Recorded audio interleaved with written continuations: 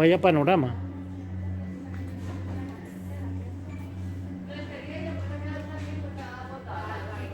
Vaya panorama. ¿Y eso que es lunes? Imagínese un viernes o un jueves. Esto es lo que hay, desabastecimiento. Y estoy aquí en los aperitivos, imaginar el resto.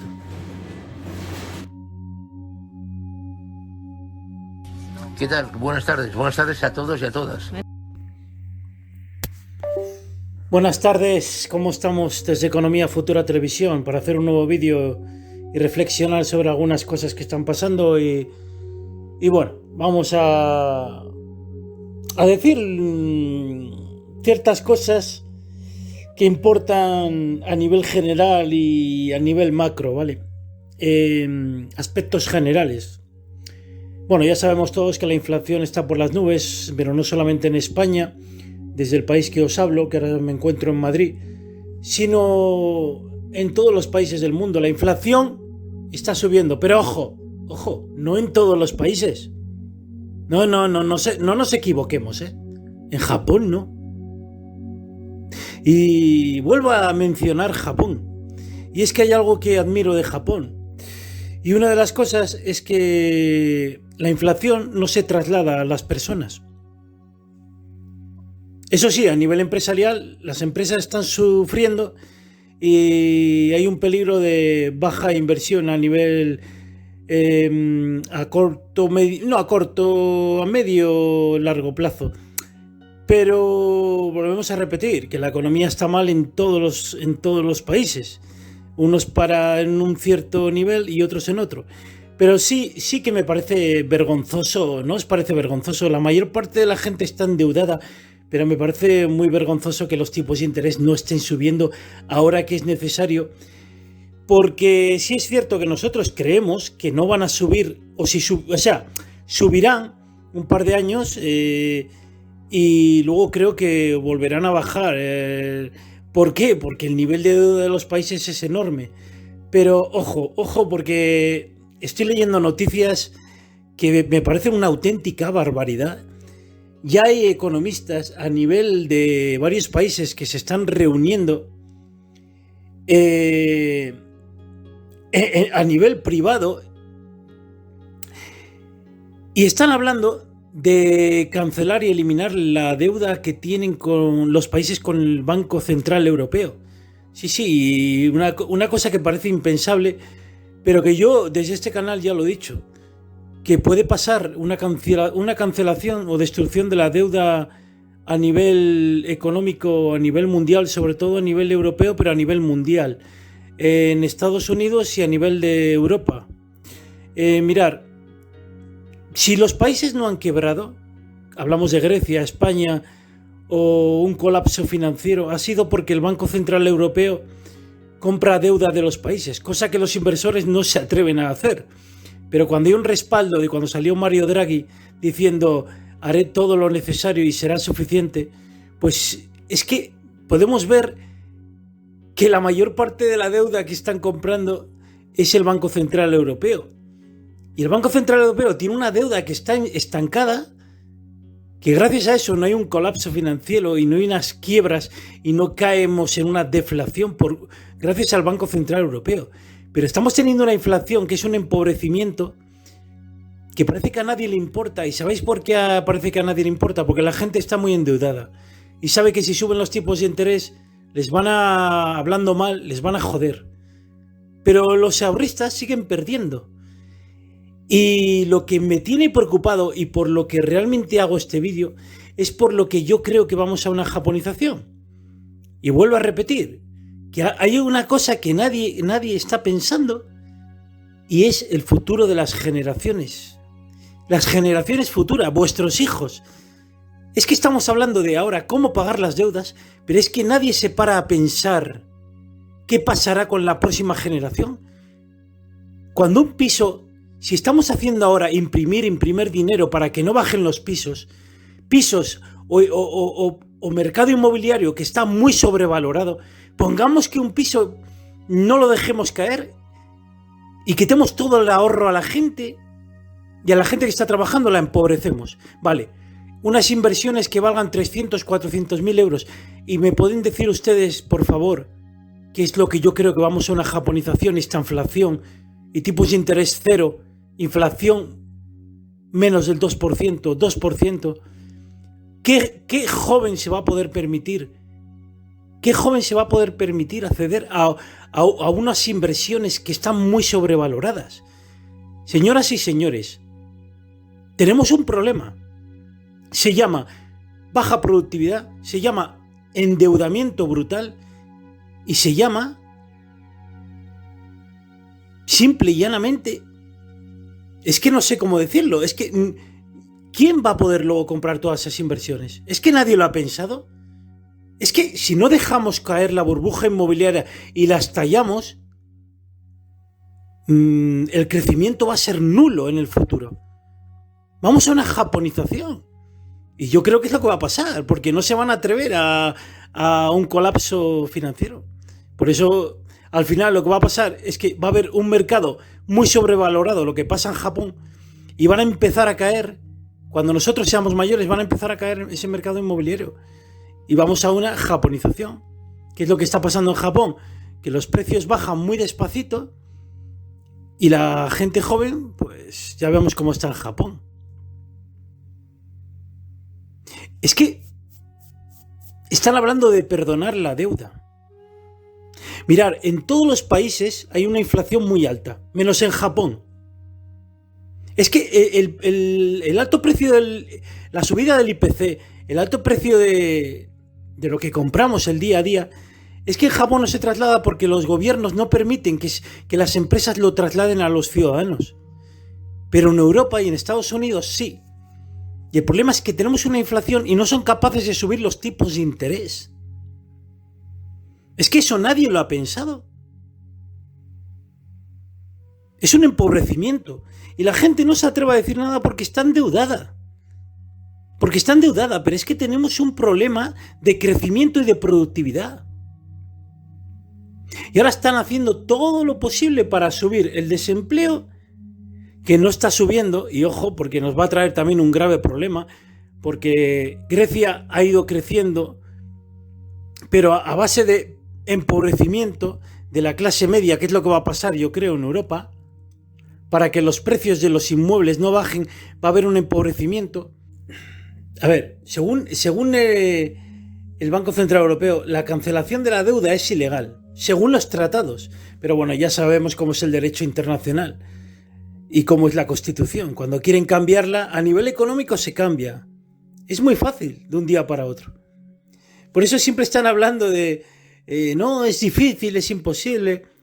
Apretan el cinturón y luego cuando ven que ya no se puede, van a cancelar la deuda. Dicen que es ilegal porque no lo permiten los tratados, pero ya sabemos que cuando quieren cambiar algo lo cambian. Y llevan haciéndolo a lo largo de 40, 50 años. Y dicen que, pero no es una cuestión solo legal, es que no tiene ningún sentido económico o financiero. Es perjudicial, dicen. Hablan otra vez, es que las dejan tirar. El 123 artículo del Tratado de Funcionamiento de la Unión Europea prohíbe al BCE financiar los presupuestos de los estados a un nivel máximo endeudamiento. Así de puro y simple, responde. Y la cancelación de la deuda sería exactamente eso. Vulnerar los tratados. No está en mi hoja de ruta. Pero no veis que están diciendo, ustedes reúnanse, que nosotros estaríamos encantados de eliminar la deuda y quitar los ahorros a la gente. Pero ustedes pónganse de acuerdo. Christine Lagarde es que lo está deseando, eliminar la deuda. Pero es que no lo permiten los tratados. ¿Veis que todo es un robo, todo es un engaño? La subida de inflación, los bajos tipos de interés. Esto se trata nada más ni nada menos de una sociedad europea y Estados Unidos, que la gente es egoísta por naturaleza, le gusta endeudarse, le gusta vivir bien y quitar los ahorros a la gente que no espabila. Pero en Japón esa sociedad es diferente y no permiten que la inflación haga empobrecer a la gente. Por eso vivimos en dos culturas completamente diferentes. Pero es que la Unión Europea y Estados Unidos llegará un momento que se dará cuenta de que el crecimiento no va a ser sostenible como ellos quieren. Por eso sigo pensando que vamos a una japonización, porque se olvidan del crecimiento de las próximas generaciones. Es cierto que cuando seremos todos mayores buscarán otra solución. Por eso puede haber un cambio de sistema económico, que habla Santiago Niño Becerra de un capitalismo diferente. Al final se trata de tener ingresos para pagar la deuda, pero como decía Ray Dalio, la máquina de la economía es la productividad, y cuando tienes un alto endeudamiento y una baja productividad, Mayday, tenemos un problema. Si queremos seguir con la máquina de la economía como hasta ahora, no, tenemos que seguir engrasando eso. Y ahora están hablando de otros términos que os dejo a continuación, que habla Santiago Niño Becerra. Pero yo ya llevo, cuando voy al comercio, que yo voy a comprar, soy una persona muy independiente y me gusta mirar lo que compro, y soy de los que miro el peso, ¿eh? Yo sí, soy de los que miro el peso y lo que pone por detrás en los productos, y os aconsejo, porque os viene bien saber lo que compráis. Reduflación, ¿qué es eso de la reduflación? Pues simplemente pagar más por menos producto, o pagar más por algo que es de menos calidad. Y es a lo que estamos yendo en España, sobre todo. Yo cada vez que veo mucho, cuando voy al supermercado, voy a pasear a tomar un café, veo que pago lo mismo por un café y el café es más malo, es peor calidad. Si quieres algo bueno, sí lo hay, pero tienes que pagar mucho más por el café. Y estoy viendo que sube todo, y cuando vas a comprar una bolsa de patatas, sí es cierto que la bolsa de patatas tiene menos cantidad, pero eso ya lo llevo viendo yo desde que estalló la crisis en 2008, a partir del 2010, 2011. Veis algunos gráficos para que os deis cuenta de que el crecimiento que hay de algunos países como Grecia simplemente es porque se compra deuda del Banco Central Europeo. Si no, los países no tendrían una deuda del 120%, tendrían una deuda del 250%, como la de Japón. ¿Veis por dónde voy? Es que la deuda de Europa no es menos que la de Japón, es igual o mayor que la de Japón. Porque la deuda la tiene el Banco Central Europeo, que es la que está prestando dinero a los países que no pueden pagar, a los deudores, a los inversores. Por eso, cuando salió Mario Draghi, dijo: haré todo lo necesario, y los inversores siguen comprando pisos, invirtiendo. Pero cuidado, que vemos que cómo está España a nivel de deuda, que tiene a ver si no me lío, porque me lío. Tiene los tipos de interés de la deuda bajísimos y tiene un endeudamiento cada vez más alto. Los inversores van a decir: bueno, pero es que este hombre, como suban los tipos de interés, ¿cómo voy a invertir yo si no va a ser capaz de pagar la deuda que tiene ya acumulada? Por eso que la economía no es una ciencia exacta, y al final los que mandan son los bancos centrales, que son los que tienen mayor poder. Y siempre van a mirar por los bancos que hay a nivel privado, que son a los que están ayudando y completamente, bajando y subiendo los tipos de interés, o no subiendo los tipos de interés. Pero lo que quiero decir es que ahora mismo el que está endeudado está ganando, y el que está trabajando con ahorros está perdiendo. Pero quiero decir una cosa a todo esto: ahora mismo no se endeudéis demasiado, porque si suben los tipos de interés os van a pillar. Os van a pillar como pasó en el 2005, no sé qué año fue aproximadamente, que subieron los tipos al 5%, estaban al 5% y luego los bajaron. Y por eso van a dar marcha atrás, van a subir los tipos, pero se van a ver obligados a dar marcha atrás. Y va a pasar lo que en Japón, que no va a haber más remedio. Van a decir: mira, señores y señores, vamos a dejar el tipo al 0% durante mucho tiempo hasta que esto veamos que mejore. Si es que todo es una reestructuración, lo que ha pasado con la pandemia. Ya veis lo que ha pasado con las mascarillas. No quiero hablar porque no me quiero meter en política, porque yo soy apolítico, ¿vale? Que a mí me llaman de izquierda, me llaman de derecha, más de izquierda de derecha, no sé, será porque miro por los ciudadanos y porque no me gusta que le quiten los ahorros a la gente. Recordar que ha habido 2 revoluciones por culpa del capitalismo, porque tiende al oligopolio. Y cuando tiende al oligopolio pasó la Revolución Francesa, y con la Revolución Francesa todo mejoró. Y si siguen así, es lo que va a pasar. El problema es que tienen a la gente tan endeudada que la gente no se queja. Por eso han hecho jugar a la gente a su juego. Y cuando sobraba dinero, compraban viviendas que valían 300.000 y ahora valen 200.000. Y la gente sigue sin espabilar. Le siguen tomando el pelo. Y no se dan cuenta que los que ganan son los inversores. Pero cuidado, que ahora no sé lo que pasará, porque estamos en un punto que los intereses de la deuda están bajísimos y se ven obligados a subir los tipos de interés. Ojo, porque la gente tiene ya 60 años y ya les da igual lo que pase. Pero tener en cuenta que cuando pasen 15 años, ahora tenemos un crecimiento de deuda que va a seguir igual. No creo que se atrevan a subir los tipos de interés. Pero ¿qué va a pasar en el 2040, 2042? Que es lo que yo estoy diciendo. Cambiaremos el modelo porque no les van a quedar más narices. O iremos a una japonización que han ido retrasando. Y es que la japonización es inevitable. Es que siguen queriendo evitarla. Pero es que es inevitable. Japón ha ido por el camino de la, digamos así, deflación y ayudar a los ciudadanos a que no tengan pérdida de poder adquisitivo. Y aquí están haciendo todo lo posible por quitar los ahorros a la gente que no se ha endeudado.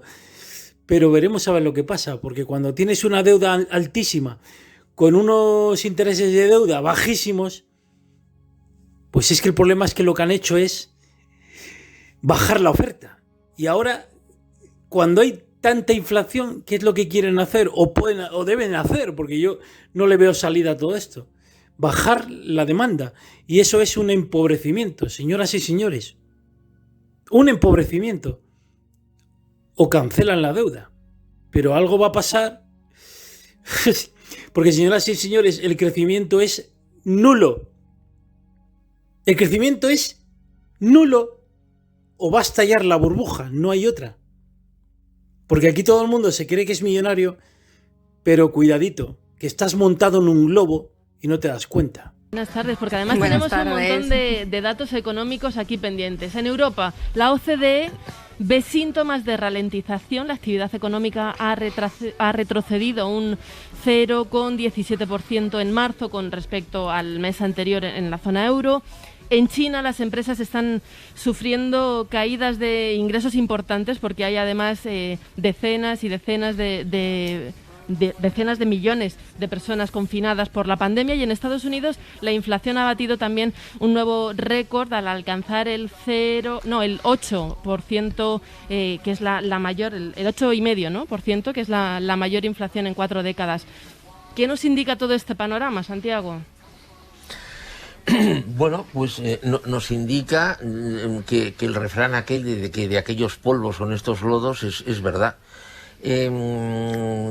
A ver, entre el año 2012 y el año 2019, los bancos centrales se dedicaron a regar con dinero gratis, toneladas de dinero, todo el planeta, o prácticamente todo el planeta. Suerte que la mayor parte de ese dinero fue a las bolsas, que alcanzaron unos niveles absolutamente absurdos, pero no fueron a la calle, o gran parte del dinero no fue a la calle, con lo cual estuvo cebando una inflación que hubiese sido más perjudicial, pero la base inflacionaria ya estaba ahí.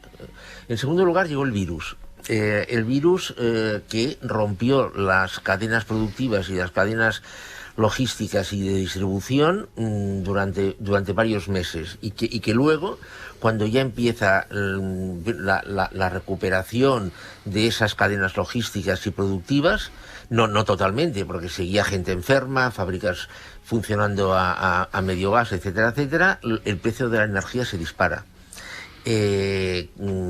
Entonces, claro, sumando todo esto, sumando a todo esto la tensión provocada por la situación en Ucrania, ¿no? Entonces, claro, ¿con qué nos encontramos? Nos encontramos con una producción, una oferta de todo, desde aluminio a lechugas prácticamente, que es inferior a la demanda. Por eso los precios suben. Y la demanda no es que sea tampoco escalofriantemente alta, pero hoy precisamente estaba leyendo de que en algunos supermercados, a pesar de que se ha acabado la huelga, que se ha acabado todo de transportes, aún faltan productos. y a unos precios, evidentemente, pues bueno, disparados, ¿no? Entonces esto es un mal asunto, frena el crecimiento. Y aquí en España la inflación en marzo, que ha subido un 9,8%, que es la cifra más alta desde 1985, además de que se hayan incrementado los precios de la energía, etcétera, también están subiendo, por lo que tú dices, la cesta de la compra, el arroz, la leche, la pasta, ¿no? Un 10% más. Esta subida de precios va a implicar un acelerón de la pobreza.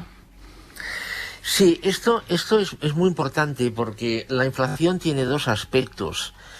Uno de ellos se habla muchísimo, pero del otro se habla mucho menos.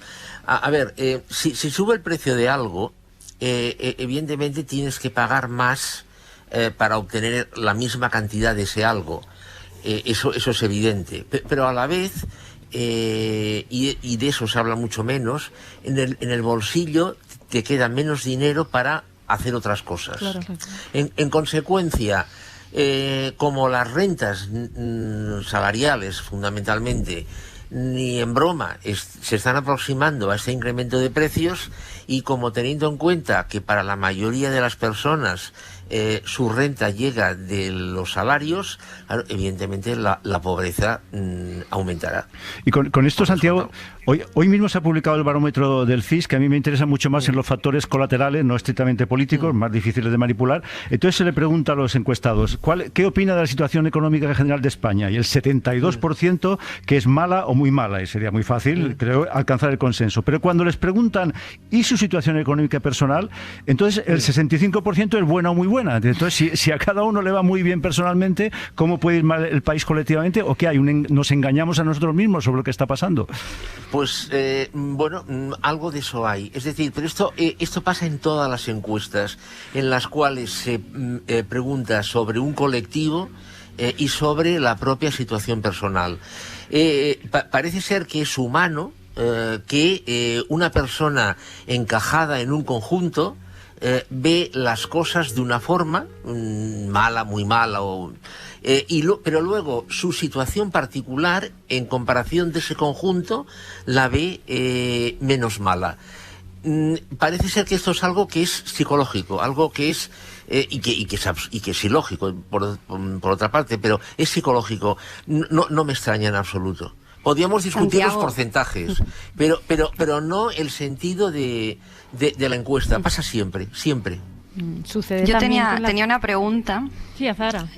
Vale, que el otro día salió Paul Krugman, él escribe una columna en el New York Times, es premio Nobel de Economía, y bueno, salió diciendo que 2/3 de la inflación en Estados Unidos se deben a la crisis energética, y venía a decir algo así como que hay muy poco margen de maniobra, en este caso para Biden, ¿no?, para gestionar pues esta inflación o bajarla.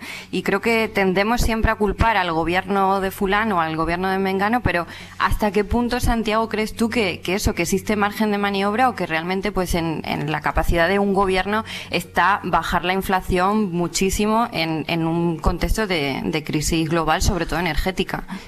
Es lo que estaba diciendo al principio, o sea, que esta inflación es una inflación de oferta, es una inflación estructural, es una inflación producida por factores que no dependen de las personas, quiero decir, de las personas de la calle, del hombre de la calle.